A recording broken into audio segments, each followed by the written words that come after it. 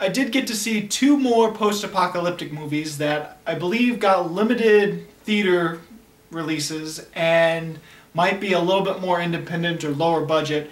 But the first one I want to talk about is Air.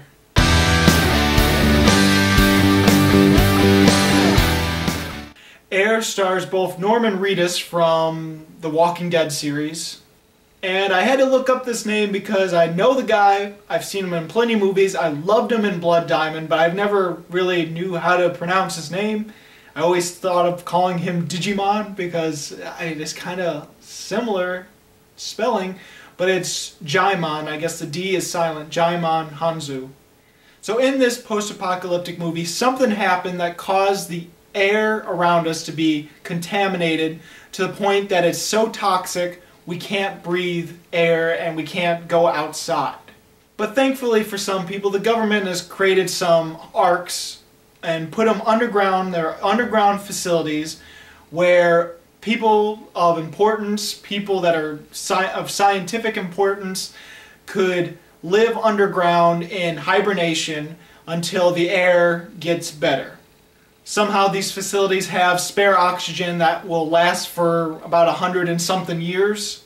And in this particular underground facility, there are two people that have to be woken up every 6 months to check the contamination outside, check if the facility is still working, and so on and so forth. And in this movie, those two people that make sure the facility is up and running every 6 months is Norman Reedus and Jaimon Hanzo. But sometime during this routine checkup, something goes horribly wrong and one of the hibernation chambers gets destroyed. And so now they have to find a way to repair one of their own hibernation chambers, or they have to find something else drastic to do.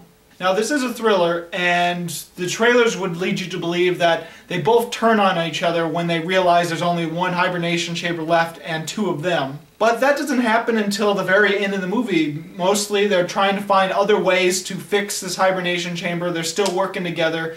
Some drastic ideas are in some of their heads, but they work together for the most part until the final climax of the film, of course. It is a suspenseful film, and it is a pretty good thriller. Overall, acting was fine. There's nothing really bad that I could say about it, nothing really great I could say about it either. Jaimon got a little quiet from time to time to the point where it was hard to understand. But overall, I still found the film pretty effective and pretty unique and interesting.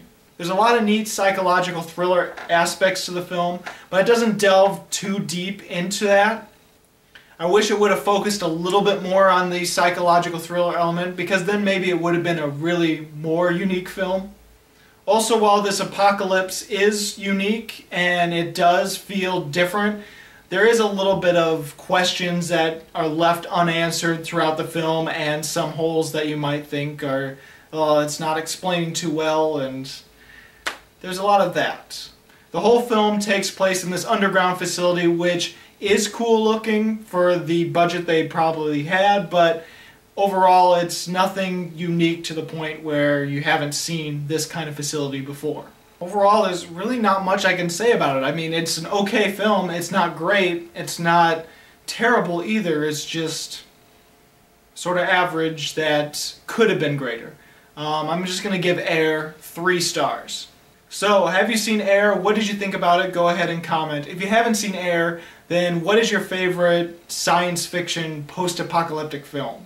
As always, this is Bruce Gifford, and this was Just My Opinion.